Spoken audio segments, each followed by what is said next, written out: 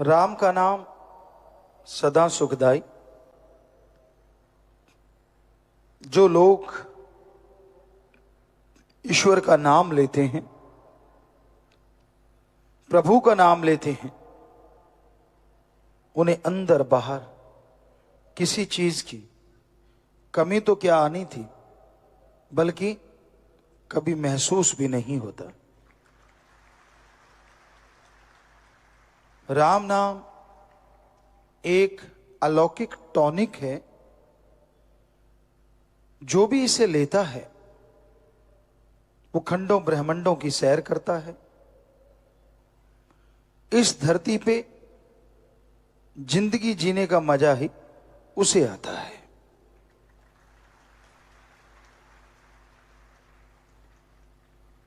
हर इंसान इस धरती पे आके जीवन व्यतीत कर रहा है। सुबह होती है, दिन गुजरता है, रात हो जाती है। नींद लेता है, सुबह उठता है, दिन गुजरता है, रात हो जाती है। यूं यह चक्कर चलता रहता है और इंसान को पता ही नहीं चलता कब उसकी उम्र कितनी हो गई। समय गुजरता चला जाता है। कई लापरवाही से, कोई बेहद परवाही से दुखी रहते हैं। लापरवाह हो गए, श्वास चले गए, जिंदगी बीत गई। यूं लगता है जैसे एक समय पूरा करने आए हैं। और ज्यादा टेंशन, ज्यादा चिंता, ज्यादा परवाह करना, वो भी दुख का कारण है। इंसान जब राम के नाम से जुड़ता है तो उसे पता चलता है कि हां, घंटे, महीने, साल जो गुजर रहे हैं कुल उम्र में से कम हो रहे हैं। एक तो राम नाम का जाप हो जाए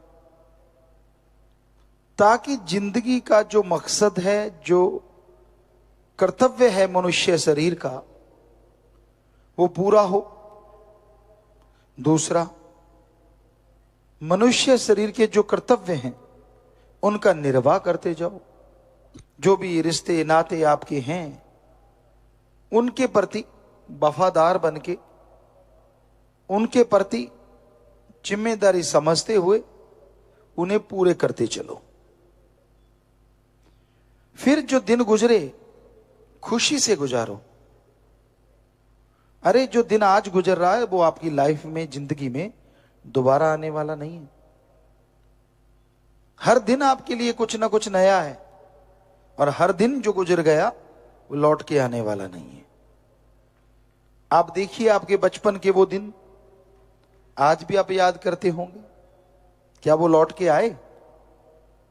नहीं आए। आप जितना मर्जी चाहो, आज भी आपको लगता होगा कितने बेफिक्र होते थे। कोई परवाही नहीं, खाना है तो रो दिए, मां ने खिला दिया। पहनना है तो मां जाने, नहाना है तो माता जाने, कोई परवाही नहीं होती थी। पर वो बचपन आपके कहने से या किसी के कहने से जिनका अच्छा गुजरा है वो दोबारा आने वाला नहीं है, और जिनका बुरा गुजरा है वो दोबारा लाना नहीं चाहेंगे और आएगा भी नहीं। तो समय जो गुजरता जा रहा है ये लौट के आने वाला नहीं है। इसलिए समय की कदर करना सीखो। जिंदगी के हर दिन को खुशी खुशी व्यतीत करना सीखो। ईर्ष्या, नफरत, द्वेष, द्वेष, जो ये आपके अंदर भावनाएं हैं ना, इनका त्याग कर दो। ये किसी और को नहीं बल्कि आपको दुखी करती रहती हैं। ये किसी और का नहीं बल्कि आपका ही अकाज करती हैं। आपके अंदर कोई भावना आई, आपके अंदर गलत विचार आए, वो विचार आपको ले डूबते हैं। आप जलते रहते हैं, आप तड़पते रहते हैं, आप बेचैन रहते हैं, व्याकुल रहते हैं।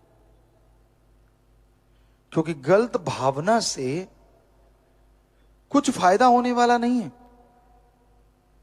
नुकसान है। गलत सोच आपके अंदर आ गई, गलत विचार आपके अंदर आ गए, उससे आपकी आत्मा को दुख मिलता है, आपके दिमाग में परेशानियां होती हैं, शरीर को दुख मिलता है। तो इसलिए ईर्ष्या, नफरत, द्वेष, द्वेष त्याग दीजिए। इंसान का जैसा बर्तन होता है वैसा सामान उसमें आता है। सभी बर्तन एक जैसे नहीं होते। अब अगर गिलास कहे कि बाल्टी में पानी ज्यादा क्यों आता है, तो सारी उम्र कहता रहे, तो क्या गिलास बाल्टी जितना पानी ले लेगा? नहीं ले पाएगा। लेकिन आपका शरीर रूपी गिलास बाल्टी का पानी ले सकता है, अगर ईर्ष्या छोड़ के राम का नाम जपो। कहने का मतलब, आप किसी को भक्त समझते हैं कि ये तो बहुत बड़ा है यार, मैं तो गिलास और वो बाल्टी। तो आप सुमरण कीजिए ना, भक्ति कीजिए, तो आप गिलास से बाल्टी बन सकते हैं। पर दुनिया में गिलास बाल्टी नहीं बन सकता, और बाल्टी गिलास वाला काम नहीं कर सकती, ये भी ध्यान रखा करो। कई बार ऐसा भी होता है, अब बाल्टी से पानी भरी हुई आप पी लोगे क्या मुंह पे लगा के? सवाल ही पैदा नहीं होता। ये उदाहरण किसी और वजह से है। गिलास छोटा, यानी अगर दीनता नम्रता समझते हो तो इसका मतलब ये नहीं है कि आप छोटे हैं, क्योंकि दीनता नम्रता से जितना भगवान खुश होता है उतना बड़ेपन या अहंकार करने से कभी खुश नहीं होता। एक ही उदाहरण को चाहे 10 बार प्रयोग कर लो, 10 बार अलग अलग मीनिंग निकल सकते हैं। तो इसलिए दीनता नम्रता अगर आप में है तो आप भागों वाले हो, नसीबों वाले हो। आजकल अहंकार और गप मारने की आदत लोगों को इतनी पड़ गई है कि चलते चलते छोड़ते रहते, पता नहीं मिलता क्या है। कई तो राम के नाम पे गप मारते हैं, सामने वाला कुछ बोल भी नहीं सकता। गुरु पीर फकीर के नाम पे गप मारते हैं, और वो अपनी बेड़ी में बट्टे डालते रहते हैं और मालिक से दूर होते रहते हैं। खुशियां कोसों दूर चली जाती हैं, और मिलता क्या है? लोगों की थोड़ी सी बढ़ाई, वाह अच्छा तुझे ऐसे हुआ, हमें तो नहीं पता था। बस इतनी सी बात के लिए लोग झूठ बोलते हैं, अपनी खुशियां गायब कर लेते हैं अपनी मान बढ़ाई के लिए। जब खुदी का फाना आ जाता है ना, तो खुदा चला जाता है। इसलिए दीनता नम्रता भी जरूरी है, भावना भी जरूरी है। तो छोटा सा आपको उदाहरण दिया, उसके 2 मीनिंग्स निकाले अलग अलग। कहने का मतलब कोई भी बात का कोई भी मीनिंग निकल सकता है, इसलिए जल्दबाजी मत किया करो। कई बार लोग देखते ही नहीं कि हो क्या रहा है, बिना सोचे समझे गलत कदम उठा बैठते हैं, जिसकी वजह से सारी जिंदगी पछताना पड़ता है। तो ईर्ष्या नफरत छोड़ के भावना को शुद्ध करते हुए अगर आप रास्ता तय करेंगे तो मालिक जरूर आपके लिए उस रास्ते में मखमल बिछा देंगे, कांटे चुन देंगे। और ये तो कहावत आपको कई बार सुनाई है कि दूसरी की थाली में लड्डू बड़ा नजर आता है, और ये सच है। आजकल के बच्चों को शायद उतना नहीं पता, गांव में रहते उनको पता होगा। हमने बिल्कुल पास बैठ बैठ के ये चीजें देखी हैं। आमतौर पे ये होता था कि पूरे गांव में भाईचारा होता था, शादी होती थी तो वहां मिठाई वगैरह बनती थी, और घर घर से लोग दूध लेके जाते थे। मान लो घर में 10 किलो दूध है तो 2 किलो खुद रख लिया, या 5 किलो खुद रख लिया। 5 किलो जिनके शादी है उनके घर जाके देके आना, फ्री में होता था ये सारा। पर सामने वाला भी फिर ऐसे नहीं करता था, घर में बैठते जाके दूध देने गए, और बदले में जब शादी के दिन नजदीक है तो एक चाय की प्याली और एक लड्डू या जलेबी जो भी बनता वो दिया जाता। और वो भी थाली, बड़ी थाली सी होती थी, प्लेटें होती थी पुराने टाइम में, तो वो थाली में लड्डू रख दिया। खाने वाला ये नहीं देखता था कि मेरा कैसा, वो अच्छा यार उसको बड़ा ला के दिया, मुझे छोटा ला के दिया। होते वही हैं, पर कई बार हाथ ऐसे होते हैं बांटने वाले के थोड़ा सा 19-20 का फर्क पड़ जाता है। अब किसी के हाथ इतने बड़े बड़े और किसी के इतने सी हैं, अब जितना उसमें सामान आएगा वैसे ही बनाएगा ना। तो वो जानबूझ के नहीं लाते, वैसे उठाया बीच में से रख दिया है कि किसके पास टाइम होता है, लेकिन खाने वाले के पास टाइम होता है, वो जरूर देखता है, अच्छा उसको तो बड़ा और मेरे छोटा, अगली बार 5 किलो की जगह 2 किलो ही दूध आता है। तो वो कहावत बन गई, दूसरी की थाली में लड्डू बड़ा नजर आता है। ये हकीकत है, ये हमने होते देखा है, लोगों को बोलते देखा, यार देखो उसको ज्यादा लाके दिया, मुझे कम लाके दिया, और उससे किसी का पेट नहीं भरता। वो तो एक सत्कार होता है, एक सम्मान होता है। ऐसे ही कई सत्संगी भी होते हैं, क्योंकि हम सेवा में शुरू से आया करते, कईयों को कहते सुना, देखो यार परमपिता जी ने उसको तो कपड़े दे दिए और मुझे छोटा सा टावल, यार मेरे को तो रुमाल ही दिया है। और कई जिनको दृढ़ यकीन होता है वो कह देते नहीं, वाह रुमाल मिल गया यार, सतगुरु के हाथ से लगा हुआ, छाती पे लगा, चूमते हैं, दिल से लगा के रखते, उनको कोई लेना देना नहीं किसको क्या मिल रहा है, उनको जो मिला उससे वो बेइंतहा खुश रहते।